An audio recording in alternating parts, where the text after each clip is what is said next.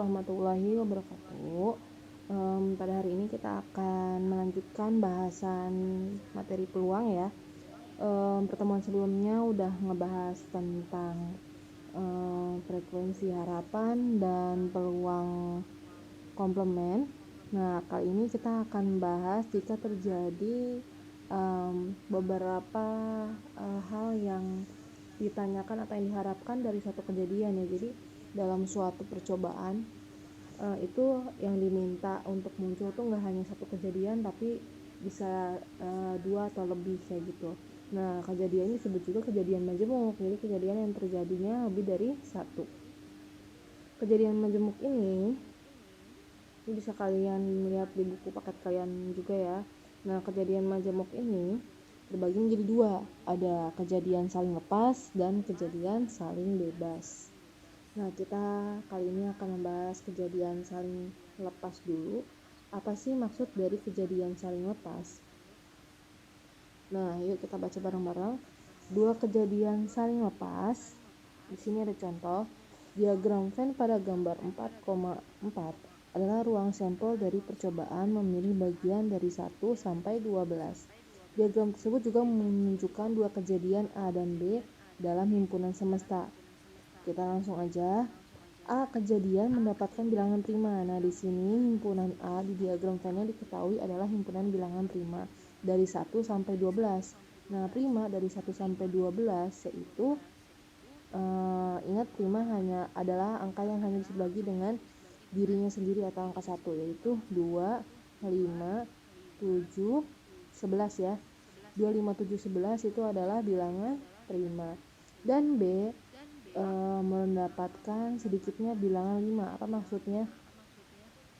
B itu adalah kejadian sedikitnya bilangan 5. Jadi B itu adalah munculnya bilangan paling kecil itu 5. Berarti 5, 6 sampai 12. Nah, maka di sini bisa dibilang peluang, kalau yang ditanya adalah peluang dari A gabungan B. Kalau U terbalik gitu nih, A gabungan B kalian harus sudah paham ya. Karena ini materi dari SMP dulu, simbol U itu artinya gabungan. Jadi peluang anggota A digabung dengan B, maka kita bisa hitung, yaitu bukan caranya gini ya, bukan 2, 3, 5, 7, 11 itu ada 5 angka. B-nya 5, 6 sampai 12 itu ada 8 angka. Terus jadinya 5 tambah 8, bukan gitu ya. Jadi dihitungnya itu kalau gabungan artinya adalah nggak boleh ada anggota yang dihitung 2 kali. Contoh nih, di sini kan 5 ada, di sini juga 5 ada. Nah, ini nggak boleh dihitung 2 kali. 7 di sini ada, 7 di sini ada. Nah, itu nggak boleh dihitung 2 kali. 11 juga sama. Berarti total anggotanya ada 1, 2, 3, 4, 5. Nah, 6, 7, 8, 9, 10. Jadi A gabungan B adalah 10 per 12 dari mana? Ini totalnya sampelnya ada 12, jadi 10 per 12 sama dengan 5 per 6. Kesini semoga dipahami. Terus kalau misalkan ngitungnya itu asalnya kamu takutnya kelewat kayak gini gitu. Nah, ini asalnya boleh juga kayak gini nih cara ngitungnya. Dari mana? Ini kan tadi yang A totalnya itu kan titik sampelnya itu ada 5 ya. Ini kan tadi ada 5 nih, ada 5 angka, 5. Terus ini totalnya ada 8 nih, hitungan sendiri ya, ada 8. Terus yang sama angkanya ada 3. Ini 1, 2, 3, 1, 2, 3. Nah, berarti dikurang 3, 5 tambah 8 dikurang 3 sama dengan 10 per 12 kayak gitu. Jadi kalau menurut Ustazah, kalian udah langsung aja bisa ngerjain ini lebih bagus daripada harus dideretin kayak gini. Tapi nggak apa-apa kalau misalkan ngerjainnya mau pelan-pelan. Jadi di sini kita punya kesimpulan peluang A gabungan B itu bisa juga mempunyai rumus peluang A ditambah peluang B dikurang P atau peluang A irisan B. Jadi kalau misalkan catat ya, jangan lupa kalau U gini itu artinya gabungan, tapi kalau kebalik ini namanya irisan. Kalau gabungan itu gabungan seluruh anggota dari 2 buah himpunan ya, tapi kalau irisan itu yang samanya. Nah, lanjut kita baca. Jika satu kejadian A dan B tidak bersekutu, maka kita katakan dua kejadian tersebut saling lepas. Untuk kejadian yang saling lepas atau saling asing atau saling eksklusif, maka P gabungan B dan P himpunan kosong sama dengan 0. Kayak gitu ya. Jadi kalau misalkan tadi kamu lihat si anggota A itu kan bilangan prima, si B itu adalah bilangan yang di atas 5 gitu. Jadi mereka itu kejadian saling lepas, tidak saling terkait antara kejadian pertama dan kejadian kedua kayak gitu. Atau kalau kalian kemarin belajar aturan percacahan, kejadian saling lepas ini juga bisa disebut aturan penjumlahan. Kalau masih ingat ya. Nah, kita lanjut ke contoh yang lain. Nah, diagram di ruang sampel adalah bilangan asli kurang dari 13. Kurang dari 13 berarti 1 sampai 12 ya. A adalah himpunan bilangan ganjil kurang dari 10, 1, 2, 3, 5, 1, 3, 5, 7, 9. Dan B adalah himpunan bilangan genap kurang dari 10. 2, 4, 6, 8, betul. Nah, yang ditanya adalah peluang A. Kalau peluang A berarti kan langsung aja 5 per 12. Karena total sama-sama 12. Kalau peluang B 4 per 12, 1 per 3, betul. Kalau peluang A gabungan B ya berarti tinggal ditambah. Itu dia aturan penjumlahan. Jadi dua kejadian saling lepas ini kaitnya eratnya sama aturan penjumlahan ya.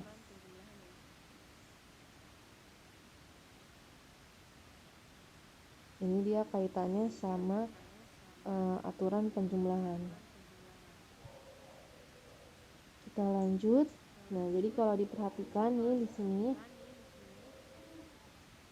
peluang A digabung B sama dengan peluang A ditambah peluang B. Karena di sini kejadiannya diagram Venn-nya nggak ada yang beririsan ya.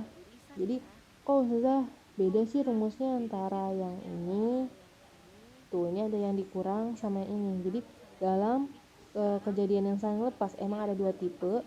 Ada yang beririsan sama yang tidak beririsan. Kalau soal yang tadi itu beririsan atau ada anggota yang sama, sedangkan yang ini sama sekali tidak ada anggota yang sama. Jadi langsung aja PA-nya 5 per 12 ditambah sama PB-nya 4 per 12. Jadi jawabannya 9 per 12. Gitu ya. Sampai sini semoga dipahami. Kita lanjut ke contoh nih. Di contoh soal contoh 17, sebuah dadu sisi 6 diundi satu kali. Misalkan A adalah kejadian mendapatkan bilangan ganjil, B adalah kejadian mendapatkan bilangan prima, dan C adalah kejadian mendapatkan bilangan genap lebih dari 2. Tentukan mana yang menjadi kejadian saling lepas atau tidak. B. Tentukan peluang mendapatkan satu bilangan ganjil dan satu bilangan prima. Peluang mendapatkan satu bilangan ganjil atau satu bilangan prima.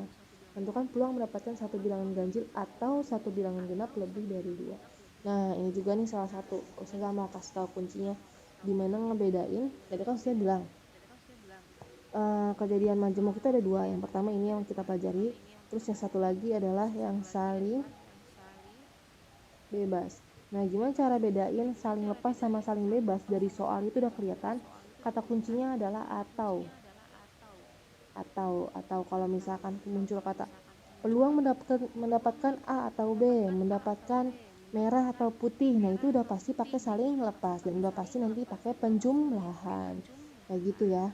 Oke, kita lihat contoh yang 17 ini. Sebuah dadu sisi 6 diundi satu kali, berarti semestanya 1 sampai 6. A adalah kejadian mendapatkan bilangan ganjil, berarti bilangan ganjil itu kan 1 2 3 ya. Di sini dia agak salah nih, harusnya kalau bilangan ganjil 1 3 ini 5. 1 3 dan 5.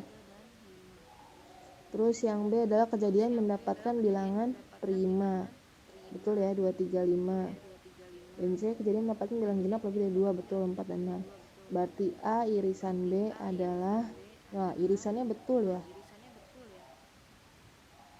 Ini peluangnya benar ya, 3 per 6, 3 per 6, ini 2 per 6. Terus kalau yang beririsan nih antara A dan B, yang beririsan adalah angka 3 dan 5. Betul ya. Saya benerin dulu deh. Tulis lagi. Ini A-nya berarti 1 3 5 gitu ya. Kita lanjut. karena kan diminta bilangan ganjil. Nah, A irisan B berarti yang sama. Yang sama adalah 3 dan 5. Betul. A irisan C, ada nggak A irisan C? Nggak ada ya, tidak ada A irisan C. B irisan C, ada nggak B irisan C? 2, 3, 5, 4, 6, nggak ada juga, betul. Oke, kita baca, tentukan mana yang merupakan kejadian saling lepas atau tidak. Nah, karena di sini lihat pada saat A gabungan C dan B gabungan C itu kan tidak ada irisan ya. Maka kejadian A dan C disebut saling lepas, dan karena pada saat tadi nih A dan C dan B dan C ya. Kalau misalkan kejadian A dan B nih, kejadian A dan B, dia kan ada irisannya, maka dia tidak saling lepas kayak gitu. Jadi kalau yang namanya saling lepas tuh kan gak ada urusan antara A sama B, gak ada urusan gitu kan. Nah, sedangkan kalau misalkan dia punya irisan kayak yang tadi, kalau saya bilang sebenarnya dia punya satu anggota yang sama-sama dimiliki oleh keduanya. Jadi bisa dikatakan dia tidak saling lepas gitu ya. Tapi rumusnya sama dengan yang saling lepas, di jumlah tapi ada sedikit beda, yaitu dikurang irisannya. Makanya kalau saya bilang sih sebenarnya itu masih termasuk saling lepas sih, tapi kalau misalkan biar ingat jawaban atau rumusnya itu gampang, saling lepas soal yang ada irisannya itu tetap ditambah gitu, hingga nanti dikurang oleh irisannya ya. PA gabungan B setengah ditambah setengah dikurang oleh irisannya. Yang PA gabungan C setengah ditambah sepertiga sama dengan 5/6. Nah, ini tadi kan pertanyaannya, tentukan peluang mendapatkan satu bilangan ganjil atau satu bilangan prima. Satu bilangan ganjil. Bilangan ganjil kan tadi peluangnya adalah setengah. Bilangan prima kan tadi setengah. Nah, antara si A dan B tadi ada irisannya yaitu 3,5, makanya dikurang sepertiga dari mana? 2/6 diperkecil sepertiga. Setengah ditambah setengah 1. 1 dikurang sepertiga 2/3, betul. Terus yang C, tentukan peluang mendapatkan satu bilangan ganjil atau satu bilangan genap. Satu bilangan ganjilnya tadi 1, 3, 5 yaitu setengah. Satu bilangan genap yaitu 4 dan 6. Ini juga ini sepertiga. Setengah ditambah sepertiga disamakan penyebut. 2 kali 3 6, 3 kali 1 3, 2 kali 1 2, jadi 5/6, betul. Oke, sampai sini semoga dipahami ya. Lanjut round 18. Pada pengambilan satu kartu secara acak dari satu set kartu bridge, berapa peluang mendapatkan kartu as atau king? Nah, ini atau lagi, nah dia pasti pakai saling lepas. Oke, diambil satu kartu, peluang mendapatkan kartu as atau king. Kartu as di sini kan kartu bridge itu ada 4 bentuk ya. Ada clover, sekop, diamond sama heart ya. Nah, di situ ada 4 bentuk. Terus yang diambil kartu as atau king. Kartu as kan di masing-masing bentuk ada, berarti kan 4/52, betul ya. Terus king juga di masing-masing kartu ada, sama. Jadi ada 4 juga kartu kingnya, 4/52. 4 tambah 4, 8/52, diperkecil dibagi 4 dua-duanya, 2/13, betul ya. Nah, di sini dia adalah saling lepas yang tidak mempunyai irisan. Gitu. Kita lanjut.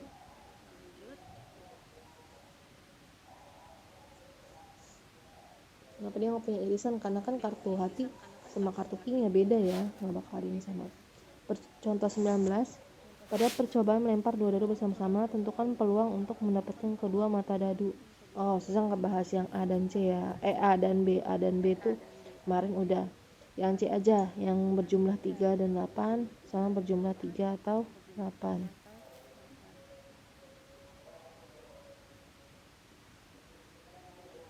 Oke. Nah, di sini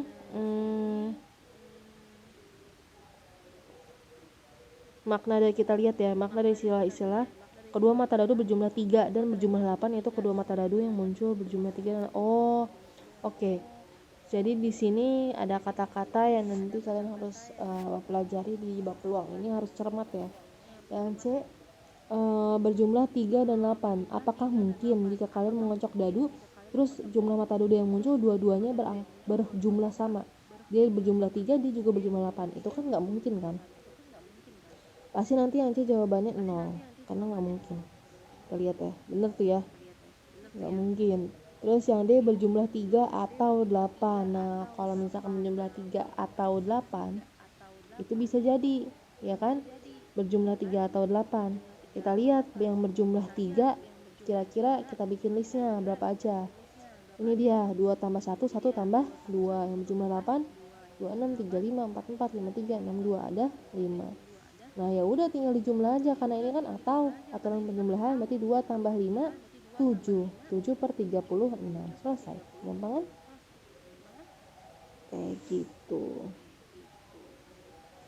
Oke, contoh 20. Dalam satu kantong terdapat 6 merah, 4 hijau, dan 5 kuning. Jika semua kelereng serupa dan diambil satu kelereng secara acak, berapakah peluang untuk mendapatkan kelereng berwarna? Bisa nggak bakal bahas yang A dan B karena ini udah ada di kemarin ya. Peluang hijau kan berarti tinggal hijaunya ada 4 dibagi total kelerengnya ada 15, 4 per 15 gitu, selesai. Kita bahas yang C aja. Hijau dan kuning. Nah, di sini kan yang diambil itu cuma satu ya kelerengnya. Nah, mungkin nggak dalam satu kelereng itu dia memiliki warna kombinasi. Dia hijau juga, dia kuning juga. Nggak mungkin kan? Nah, simbol dan, ingat ya, dan itu disimbolkan dengan simbol irisan, sedangkan atau itu bisa juga disimbolkan dengan gabungan. Nah, di sini pasti peluangnya 0 ya, nggak mungkin. Nah kalau hijau atau kuning, hijau ada 5, berarti 5 per 15. Kok 4 ya dia? Oh iya 4, tapi kok di sini gambarnya 5 ya? Oke, kita pakai yang di soalnya aja. Hijaunya 4, 4 per 15. Terus atau kuning ada 5, 5 per 15. 5 per 15 langsung aja gini, gak usah diperkecil. 4 tambah 5, 9 per 15 diperkecil jadi 3 per 5, betul. Sampai sini semoga dipahami. Oke, nomor contoh 21 juga sama, nanti bisa kalian pelajari sendiri. Kalau ini sebuah dadu dan sekeping logam ya. Nah ini menggunakan diagram kartesius bantuannya kalau dadu. Gambar pada koin dan nomor 5 pada dadu.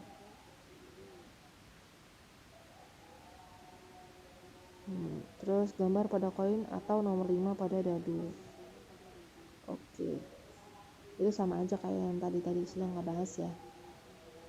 Sampai sini semoga dipahami. Insya Allah pertemuan selanjutnya kita bahas 2 kejadian saling bebas.